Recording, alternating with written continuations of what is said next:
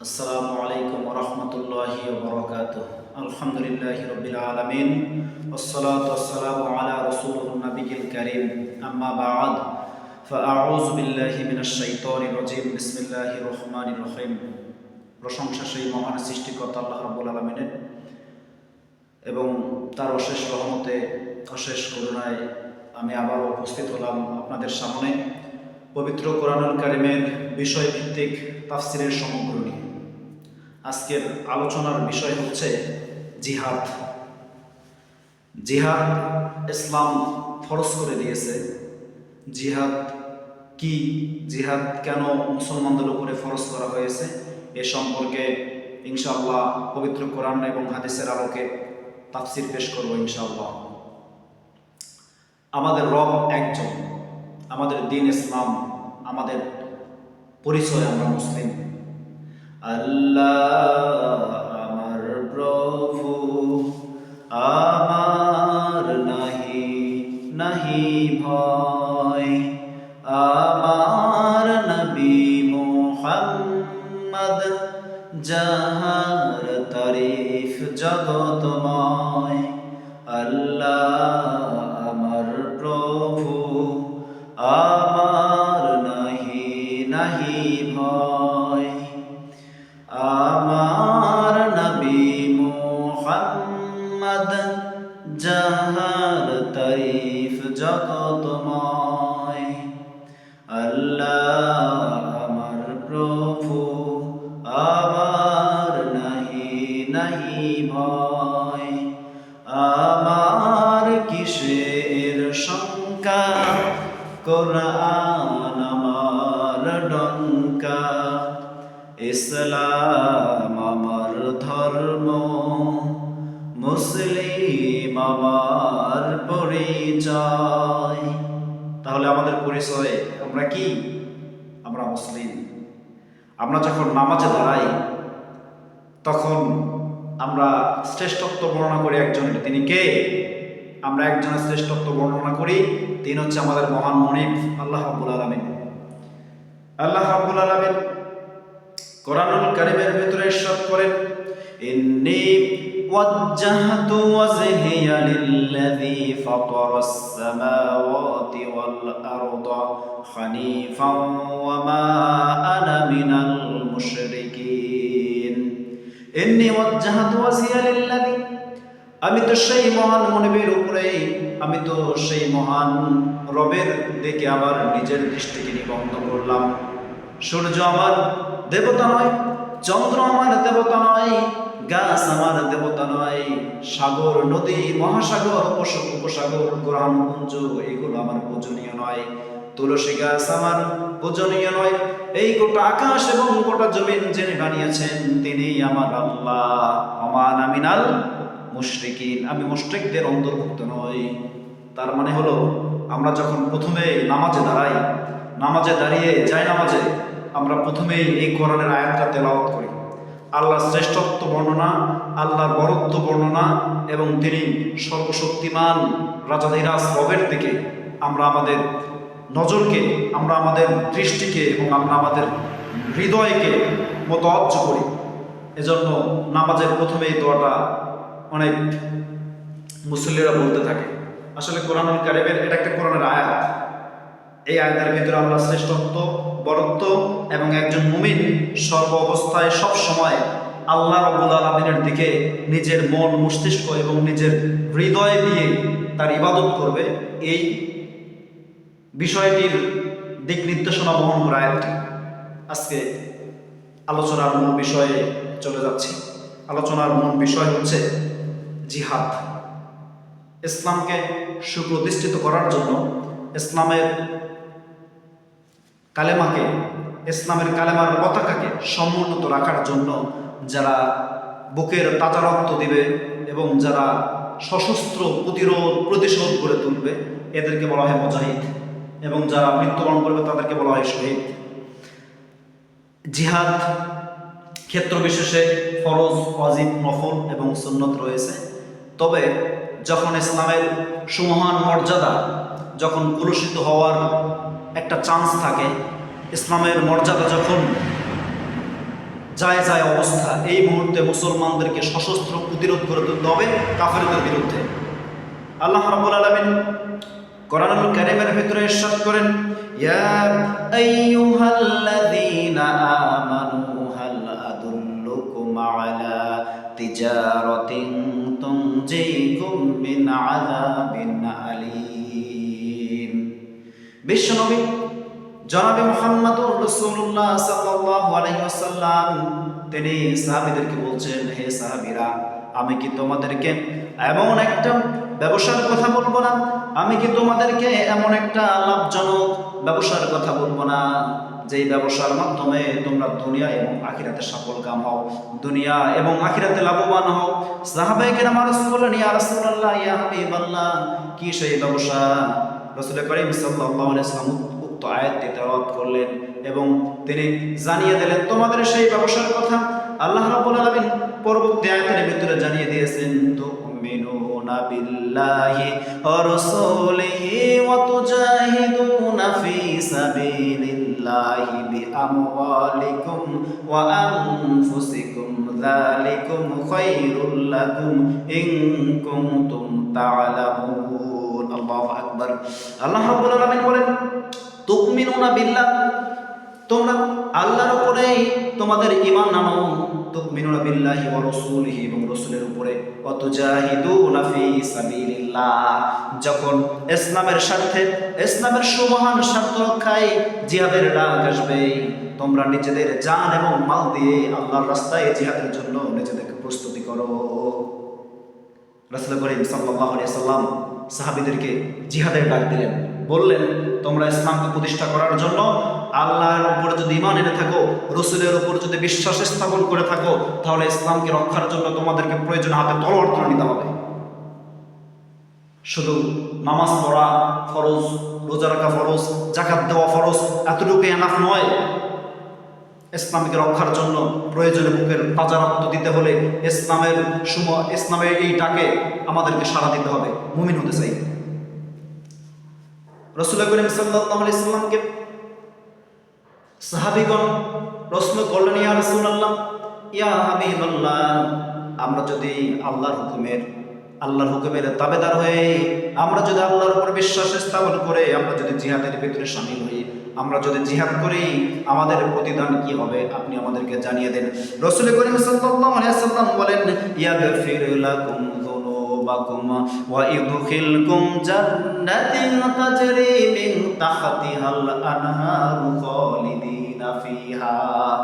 যদি তোমরা আল্লাহর ডাকে সাড়া দিয়ে, রাসূলের ডাকে সাড়া দিয়ে ইসলামের স্বার্থ রক্ষার জন্য নিজেরা জিহাদের দিকে মনোনিবেশ করো, তাহলে আল্লাহ রাব্বুল আলামিন তোমাদের জন্য জান্নাতের দরজা সমূহকে খুলে দেবেন, যার তলদেশ দিয়ে প্রবাহিত হয়েছে ঝর্ণাধারা এবং স্রোতস্বিনী তটনী। সুবহানাল্লাহ। তার মানে যারা ইসলামের সমান স্বার্থ রক্ষার জন্য জিহাদে উপস্থিত হবে, নিজের জান মাল দিয়ে জিহাদ করবে, আল্লাহ রাব্বুল আলামিন তাদেরকে কখনোই খালি হাতে ফেরাবেন না। সেই সকল বান্দাদেরকে, সেই সকল সন্তুষ্টশীল বান্দাদেরকে আল্লাহ জান্নাত নামক প্রতিদান দিয়ে তাদেরকে ধন্য করে দেবেন। সুবহানাল্লাহি ওয়া বিহামদিহি। তাহলে আসুন আমরা জিহাদ সম্পর্কে যে অপব্যাখ্যা রয়েছে সমাজের ভিতরে, বিভিন্ন আলেম ওলামা এই অপব্যাখ্যা দিয়ে মুসলমানদেরকে প্রতারিত করে। তারা বলে যে জিহাদ এখনো ফরজ হয়নি। বিভিন্ন ফতোয়ার কিতাব এবং বিভিন্ন তাফসিরের কিতাব অধ্যয়ন করে আমি যতটুকু মতাদর্শের উপরে সুপ্রতিষ্ঠিত হয়েছে সেটা আমি আপনাদের সামনে ব্যক্ত করতেছি। বর্তমান ইসলাম রক্ষার জন্য মুসলমানদের উপরে জিহাদ করা ফরজে আইন। যে বা যারা বলে থাকে যে এখনো জিহাদ ফরজ হয় নাই, তারা আসলে বোকার স্বর্গে বাস করছে। কারণ কবে তোমাদের উপর জিহাদ ফরজ হবে? যখন পৃথিবীর বিভিন্ন দেশে মুসলমানদের উপরে অত্যাচারে স্টিম রোলার চালিয়ে তাদেরকে নির্যাতনের শিকার করা হচ্ছে। শুধু পৃথিবী নয়, আমরা বাংলাদেশের মুসলমান, আমাদের উপরেও বিভিন্ন সময় বিভিন্নভাবে আমাদের উপর অত্যাচার আসছে, নির্যাতন আসছে। কোরআনের অনুশাসন আমাদের ভিতরে কায়েম করার প্রবণতা নাই। যদি কোরআনের অনুশাসন কায়েম করতে যাই তাহলে সেক্ষেত্রে আমাদের উপর বাধা বিপত্তি আসে, সেক্ষেত্রে আমাদের উপরে জিহাদ ফরজ নয়। এই কথা যারা বলবে তারা হচ্ছে টাটকা মুনাফিক। তার মানে হলো জিহাদ সর্ব অবস্থায় সর্বকালীন কিয়ামত পর্যন্ত মুসলমানদের করতে হবে, কারণ তরবারির ছায়ার তলে ইসলাম প্রতিষ্ঠিত হয় নাই, তরবারির শাসন দিয়ে ইসলাম প্রতিষ্ঠিত হয়েছে। ফি জিল্লিস সুইফ তারিবিনা, একজন আরব্য কবি বলেছেন যে ইসলাম প্রতিষ্ঠিত হয়েছে তরবারি দিয়ে নয়, ইসলাম প্রতিষ্ঠিত হয়েছে তরবারির শাসন দিয়ে। মুসলমানরা কোনোদিন কারো উপরে আগে আঘাত আনবে না। মুসলমানরা শান্তশিষ্ট জাতি, এরা ভদ্র জাতি, এদেরকে ভদ্রতার শিক্ষা দিয়েছে আল্লাহ এবং তার রাসূল। অতএব মুসলমানরা কোনোদিন কোনো জাতির উপর আগে আঘাত আনবে না। রাসূল করিম সাল্লাল্লাহু আলাইহি ওয়াসাল্লাম যখন কোনো সাহাবীদের দলকে, কোনো সেনাবাহিনীকে যদি মুসলিমদের বিপক্ষে মুসলিমদের পক্ষে কাফেরদের বিপক্ষে যুদ্ধ করার জন্য পাঠাইতেন, নবীজি সাল্লাল্লাহু আলাইহি ওয়াসাল্লাম সাহাবীদেরকে তিনটা আদেশ দিতেন। কয়টা আদেশ? তিনটা আদেশ দিতেন। এক নম্বর, হে সাহাবীরা, তোমরা যে এলাকায় আক্রমণ করবা, খবরদার সেই এলাকার নারী পুরুষ, এরপরে যারা বৃদ্ধ আছে, যারা নিরপরাধ, যারা নিরস্ত্র, তাদেরকে কোনোদিন তোমরা আঘাত করবা না।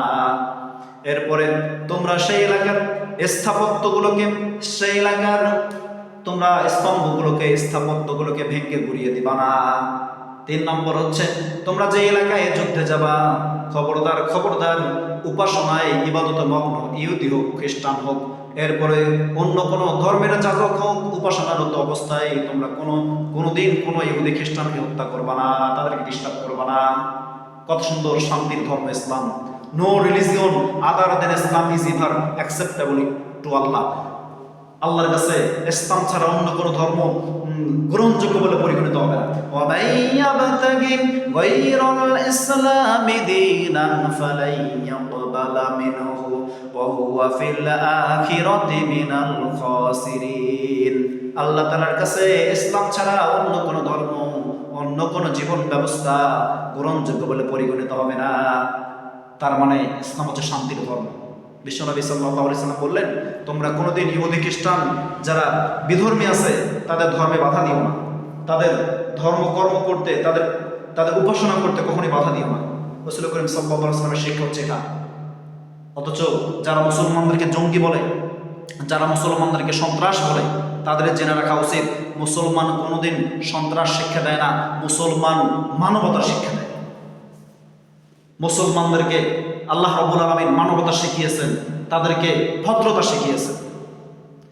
যদি কোনো সন্ত্রাস থেকে থাকে, সেটা হচ্ছে বিধর্মীদের ভিতরে। ইসলাম ছাড়া অন্য কোনো ধর্ম অবলম্বী যারা, তারা হচ্ছে সন্ত্রাস। কারণ মুসলমানদের উপরে এ যাবতে সবচেয়ে বেশি অত্যাচার করেছে খ্রিস্টানরা এবং ইহুদিরা। মুসলমানরা নীরবে সবকিছু সহ্য করার কথা আল্লাহ রাব্বুল আলামিন তাদেরকে বলে নাই। তো মুসলিম জাতি, তোমাদের সম্পর্কে আল্লাহ কি বলছেন? আসুন আল্লাহ রাব্বুল আলামিন পবিত্র কোরআনুল কারীমের ভিতরে বলেন, ইন্নাল্লাহা আশতারা মিনাল মুমিনিনা আনফুসাহুম ওয়া আমওয়ালাহুম বিআন্না লাহুমুল জান্নাহ ইউকাতিলুনা ফি সাবিলিল্লাহি ফায়াকতুলুনা ওয়া ইউকতালুন। আল্লাহু আকবার। আল্লাহ রাব্বুল আলামিন বলেন, ইন্নাল্লাহা আশতারা মিনাল মুমিনিনা আনফুসাহুম, নিশ্চয়ই আমি মুমিনদের জান মালের বিনিময়ে, জান এবং মালকে ক্রয় করে নিয়েছি এবং বিনিময়ে তাদের জন্য আমি জান্নাতকে বরাদ্দ করে রেখেছি। ফায়াকতালুনা ওয়া ইউকতালুন, অতএব তোমরা আল্লাহর পথে মারো এবং মরো। প্রথমে মারতে বলা হয়েছে, আগেই মরতে বলা হয় নাই। একজন মুসলিম সৈন্য 100 জন কাফের ইহুদি সৈন্যের চাইতেও 1000 গুণে শক্তিশালী। অতএব শুধু বুকের তাজা রক্ত ঢেলে দিতে হবে এমনটা ইসলামে বলা হয় নাই। ইসলামের স্বার্থে প্রয়োজনে তুমি রক্ত দিবা, আগে রক্ত নিবা, এটাই হচ্ছে ইসলামের বিধান। আবার যারা শহীদ হবে ইসলামের জন্য, দ্বীনের জন্য, যারা বুকের তাজা রক্ত ঢেলে দিয়ে ইসলামের পতাকাকে সমুন্নত রাখবে, এদের সম্পর্কে আল্লাহ রাব্বুল আলামিন কোরআনুল কারীমের ভিতরে বলেন, ওয়ালা তাকুলু লিমান ইউকতালু ফি সাবিলিল্লাহি আমওয়াত বাল আহয়াউ ওয়ালাকিন লা তাশউরুন। and say not of those who are shying in the way of Allah their deed no their living. ইসলামের জন্য, ইসলামের পতাকাকে সমুন্নত রাখার জন্য যারা নিজের বুকের তাজা রক্ত ঢেলে দিয়েছে, যারা শহীদ হয়েছে, তোমরা তাদেরকে কখনোই মৃত বলো না, তারা কবরে জীবিত। আল্লাহ রাব্বুল আলামিন তাদেরকে রিজিক দেয়। শহীদের মর্যাদা আল্লাহ রাব্বুল আলামিন অনেক গুণ বাড়িয়ে দিয়েছেন। হাদিস শরীফের ভিতরে বিশ্বনবী জনাবে মুহাম্মদুর রাসূলুল্লাহ সাল্লাল্লাহু আলাইহি ওয়াসাল্লাম বর্ণনা করেন, হে সাহাবীরা, কোন ব্যক্তি যদি শাহাদাত বরণ করে ইসলামের জন্য, তাদেরকে যেই পোশাকে তারা শহীদ হয়েছে ওই রক্তমাখা পোশাক নিয়ে তোমরা তাদেরকে দাফন করে দাও। কারণ এই রক্তমাখা পোশাক নিয়ে তারা যখন হাসরের ময়দানে বিচার দিবসে আল্লাহর সান্নিধ্যে হাজির হবে, হাজিরা দেবে, আল্লাহ রাব্বুল আলামিন দেখবেন আমার ওই সব বান্দারা ইসলামের জন্য বুকের তাজা রক্ত ঢেলে দিয়েছে, তাদের পোশাকে এখন রক্ত লেগে আছে, তাজা রক্ত লেগে আছে। তখন আল্লাহ রাব্বুল আলামিন ফেরেশতাদেরকে বলবেন, হে ফেরেশতারা, এদের কোনো হিসাবের প্রয়োজন নাই, এদেরকে আমি বিনা হিসাবে জান্নাত দিয়ে দিলাম। সুবহানাল্লাহি ওয়া বিহামদিহি। তার মানে হচ্ছে যারা শহীদ হবে তাদের মর্যাদা ইসলামে অনেক গুণ বাড়িয়ে দেওয়া হয়েছে। হ্যাঁ, তারপরেও কথা থেকে যায় যে আমরা যে যুদ্ধে যাব, আমরা যে জিহাদে অংশগ্রহণ করব, এরপরেই যে আমাদের মৃত্যু হবে এমনটা না। জিহাদের ময়দানে যদি আপনার মৃত্যু লেখা থাকে, তারপরেই মৃত্যু হবে। কারণ মৃত্যু এটা আল্লাহর পক্ষ থেকে আসে। আপনি নিজের ভাগ্য কখনোই নিজে গণনা করতে পারবেন না, বরাদ্দ করতে পারবেন না। হযরতে খালিদ বিন ওয়ালিদ রাদিয়াল্লাহু তাআলা তেনার সম্পর্কে হাদিসে এসেছে, তিনি হচ্ছেন সাইফুল্লাহ, আল্লাহর তরবারি। হযরতে খালিদ বিন ওয়ালিদ রাদিয়াল্লাহু তাআলা জীবনে 1 নয় 2 নয় 200 যুদ্ধের নেতৃত্ব দিয়েছে। প্রধান সেনাপতি থেকে তিনি যুদ্ধের দায়িত্ব পালন করেছেন। আল্লাহর কাছে তিনি প্রত্যেক রাত্রে তাহাজ্জুদের নামাজে দোয়া করতেন, হে আল্লাহ, আমার মৃত্যু যদি হয়, আমার মৃত্যুটা যেন জিহাদের ময়দানে হয়। জিহাদের ময়দানে তিনি আল্লাহর কাছে মৃত্যু চাইতেন। কিন্তু যখন খালিদ বিন ওয়ালিদ রাদিয়াল্লাহু তাআলা জীবনে 1 নয় 2 নয় 200 যুদ্ধের নেতৃত্ব দেওয়ার পরেও তার কোনো যুদ্ধে তিনি শহীদ হলেন না।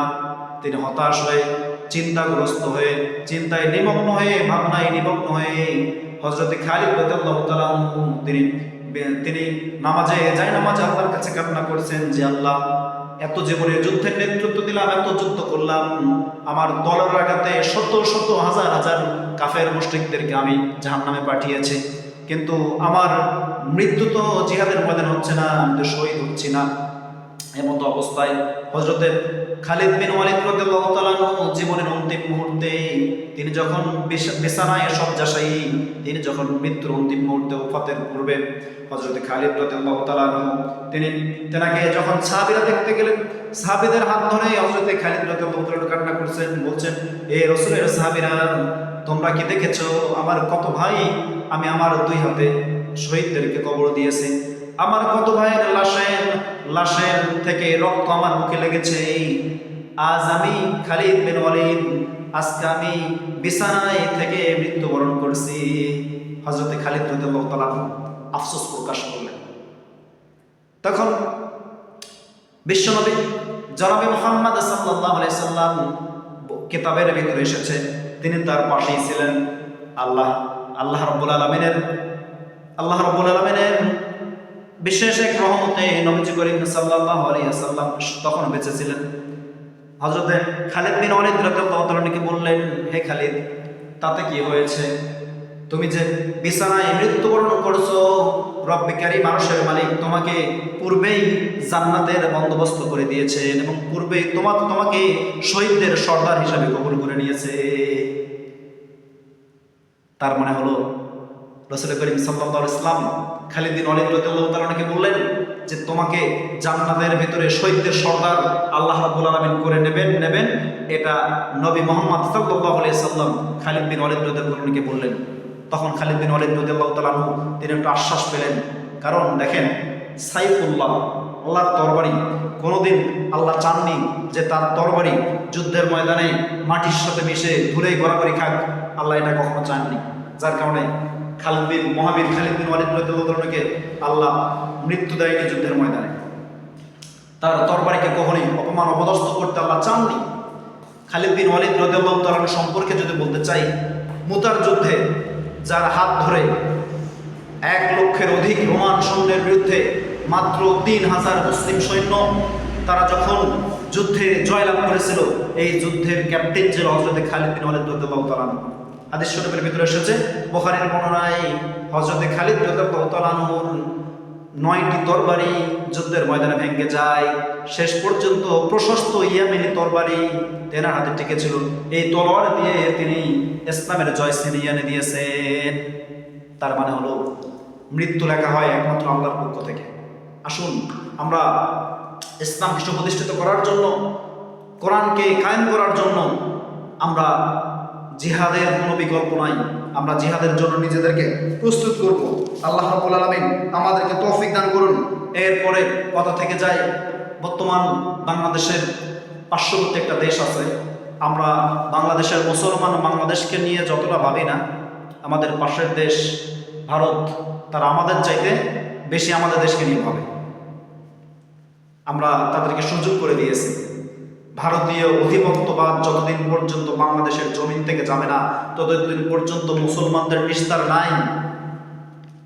জেনে রাখুন মুসলমান, ভারতীয় অধিপত্যবাদের বিরুদ্ধে আমাদেরকে সোচ্চার হতে হবে। আমাদের মুসলমানদের একতাবদ্ধ হয়ে অপশক্তিদের বিরুদ্ধে আমাদেরকে রুখে দাঁড়াতে হবে। বাংলাদেশের প্রত্যেকটা মাটি সোনার চাইতে খাঁটি। 1 ইঞ্চি মাটি আমরা কখনোই বাংলার জমিন থেকে ছেড়ে দেব না, দেব না, দেব না। আমরা 3 জায়গায় হয়ে যাব।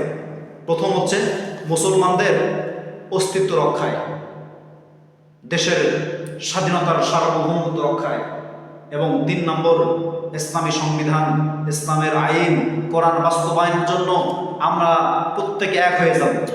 ধর্ম মত নির্বিশেষে আমরা সব এক হয়ে কাজ করব।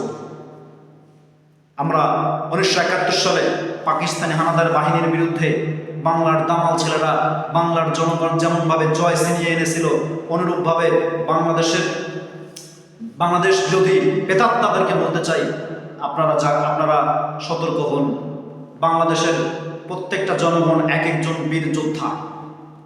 এক একজন বীর যোদ্ধার হৃদয়ে পরিপূর্ণ ঈমান ঢেলে দিয়েছেন একজন, তিনি কে? বাংলাদেশের 1 ইঞ্চি মাটি আমরা ছেড়ে দিতে রাজি নাই। ইঞ্চি ইঞ্চি মাটি, ইঞ্চি ইঞ্চি মাটি, ইঞ্চি ইঞ্চি মাটি, ইঞ্চি ইঞ্চি ইঞ্চি মাটি সোনার চাইতে খাঁটি, নগদ রক্ত দিয়ে কেনা। কসম সেই খোদার, শত্রু বাহানাদার কেড়ে নিতে কেউ পারবে না। রঙের তুলিতে আকাশ সবুজের ছায়া ঢাকা, সুজলা সুফলা পরিপাটি। লক্ষ শহীদ গাজী রেখেছে জীবন বাজি, করেছে স্বাধীন এই মাটি। বাংলাদেশ আমার বাংলাদেশ, তোমার বাংলাদেশ খোদার দান। সোনার জন্মভূমি, তোমার জন্য আমি জীবন দিয়েছি কোরবান। বাংলাদেশ আমার বাংলাদেশ, তোমার বাংলাদেশ খোদার দান। সোনার জন্মভূমি, তোমার জন্য আমি জীবন দিয়েছি কোরবান। শান্ত মাটির নিচে এখনো ঘুমিয়ে আছে 360 আউলিয়া।